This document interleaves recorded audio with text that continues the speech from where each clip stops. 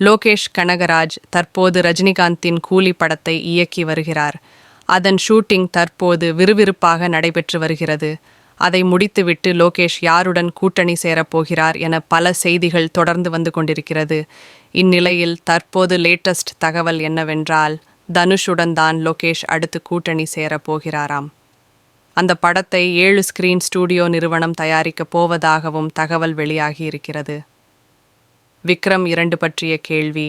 கமல்ஹாசன் கொடுத்த அப்டேட். கடந்த 5 மாதங்களாக படிப்பில் கவனம் செலுத்திய கமல்ஹாசன் இன்று சென்னை திரும்பினார்.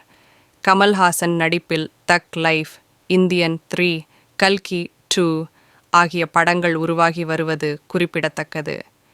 நடிகர் கமல்ஹாசன் AI தொழில்நுட்பம் தொடர்பாக படிக்க அமெரிக்கா சென்றிருந்தார். கடந்த 5 மாதங்களாக படிப்பில் கவனம் செலுத்திய கமல்ஹாசன் இன்று சென்னை திரும்பினார்.